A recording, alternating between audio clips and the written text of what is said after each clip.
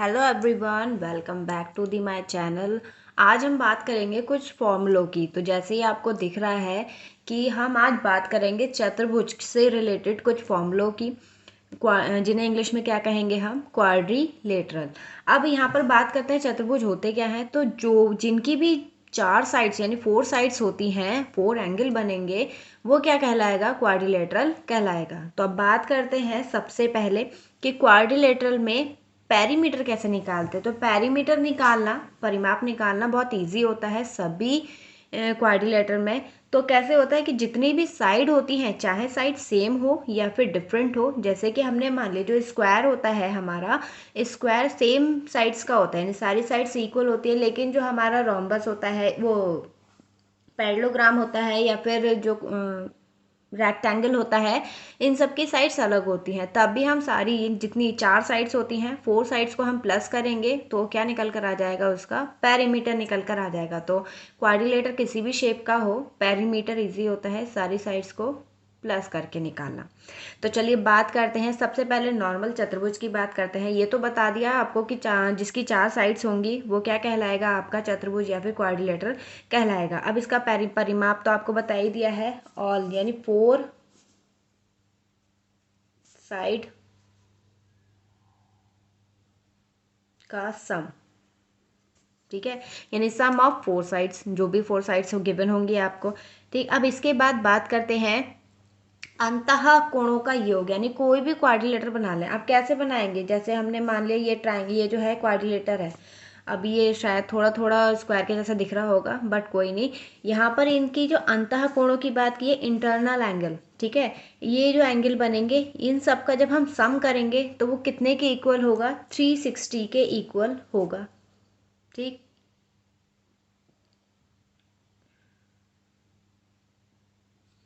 और उसके बाद अगर हम बात करें कि इसके बाह्य कोणों का योग, बाह्य कोण कौन से होते हैं, जो इसके अलावा, जैसे हमने एक लाइन यहाँ तक बढ़ा दी, तो ये अगर 90 है तो ये भी कितना होगा, ज़रूरी नहीं 90 हो।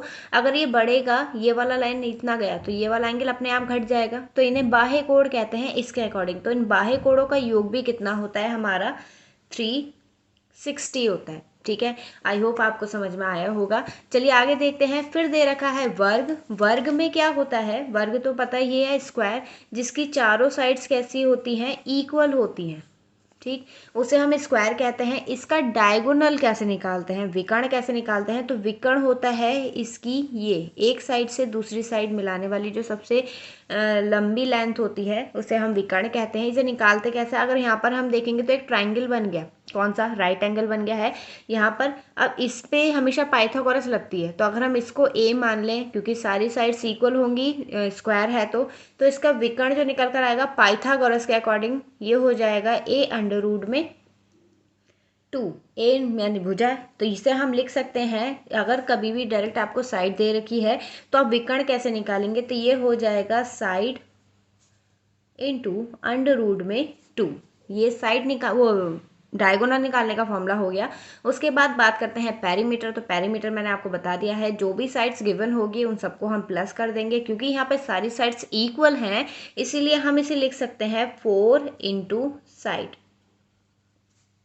ठीक, अब बात करते हैं एरिया की। तो एरिया का क्या रहता है, जो भी लेंथ गिवन होती है, क्योंकि इसमें लेंथ है मतलब लंबाई है और ऊंचाई है या फिर चौड़ाई है, तो इसको हम क्या लिखेंगे, लंबाई गुणा चौड़ाई। क्योंकि दोनों साइड्स इक्वल हैं तो हम इसे लिख सकते हैं साइड इनटू साइड, या हिंदी में लिखें तो भुजा का स्क्वायर, साइड का स्क्वायर भी लिख सकते हैं।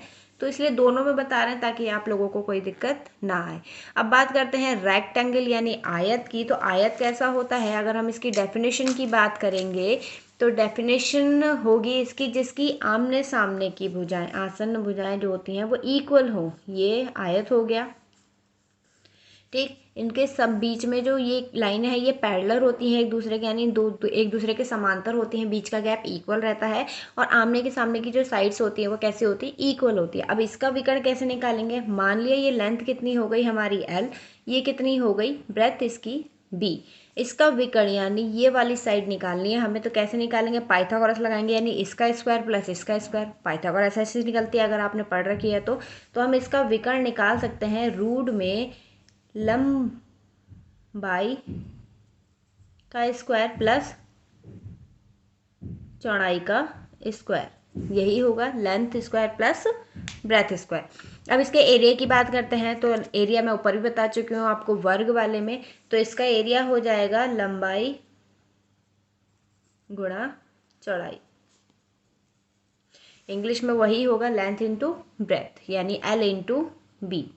अब परिमाप भी बता दिया है। परिमाप क्या होता है, जो भी चारों साइड्स गिवन होती है उन सबको प्लस कर देंगे। जब हम इधर प्लस करेंगे कितना हो जाएगा, एक L ये है तो ये भी L होगा, यानी 2L हो गया, यहाँ पे 2B हो गया। दोनों को प्लस करेंगे तो हम इसे लिख सकते हैं ब्रैकेट में 2 ब्रैकेट में L प्लस B। ये तो आ गया इसका पेरीमीटर। अब समांतर चतुर्भुज की बात करते हैं। समांतर चतुर्भुज में क्या होता है, समांतर चतुर्भुज जो होता है वो कुछ कुछ पैरेललोग्राम के जैसा होता है, सॉरी रेक्टेंगल के जैसा होता है।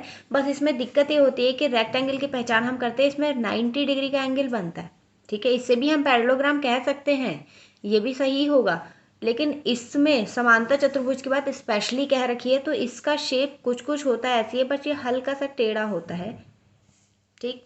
अब इसे हम कैसे निकालेंगे, इसका एरिया क्या होता है, यानी ये जो है इसका बेस हो गया, आधार हो गया, और इसकी हाइट ये वाली निकालनी पड़ती है हमें, ठीक। तो इसको हम एरिया के अकॉर्डिंग लिख सकते हैं आधार गुणा ऊंचाई, ठीक। इंग्लिश में लिख सकते हैं हम बेस इंटू हाइट। अब पेरीमीटर वही हो गया, पेरीमीटर अगर ये L है तो ये B होगा, नॉर्मल सी बात है, तो हम इसे लिख सकते हैं 2 ब्रैकेट में L प्लस B। पेरीमीटर दोनों का सेम रहेगा, कोई दिक्कत नहीं है। इसके बाद बात करते हैं हम विकर्ण और भुजा के संबंध के बारे में, कि अगर कोई भी पैरेललोग्राम आपको गिवन है तो उसका संबंध क्या होता है विकर्ण और भुजा का, तो ये हम निकाल सकते हैं, लिख सकते हैं। जैसे हमें कितने विकर्ण गिवन होंगे इसमें, एक तो ये गिवन है, एक ये गिवन है, ठीक है। ये वाला पैरेलल, ये इसमें ये ध्यान रखिएगा कि पैरेललोग्राम जो होता है उसकी जो डायगोनल होता है वो इक्वल नहीं होते दोनों, एक बड़ा होता है और एक छोटा होता है, ठीक है। तो अब इसमें हम इस छोटे वाले को या फिर बड़े वाले को, जिसको भी आपको जो मानना है, इसको हम D1 मान ले रहे हैं, छोटे वाले को, बड़े वाले को क्या मान लेते हैं D2। अब इन दोनों में संबंध कैसे करेंगे, यानी विकर्ण और भुजा में संबंध कैसे स्थापित करेंगे, तो ये होता है D1 का स्क्वायर यानी छोटी भुजा का स्क्वायर प्लस D2 का स्क्वायर इक्वल होता है ये 2 ब्रैकेट में L square plus B square. अगर आपको डायगोनल गिवन है तो आप इससे डायरेक्टली ये फॉर्मूला लगा सकते हो, मतलब दोनों के बीच में रिलेशन फाइंड कर सकते हो। तो आई होप आपको समझ में आया होगा। कोशिश करती हूँ कि आपने बहुत अच्छे से समझा होगा। अगर समझ में नहीं आया तो आप रिपीट कर सकते हो, और अगर चैनल पर नए हो तो चैनल को सब्सक्राइब ज़रूर करें। चलिए मिलते हैं इससे बाद के नए फॉर्मूलों में, तब तक के लिए थैंक यू।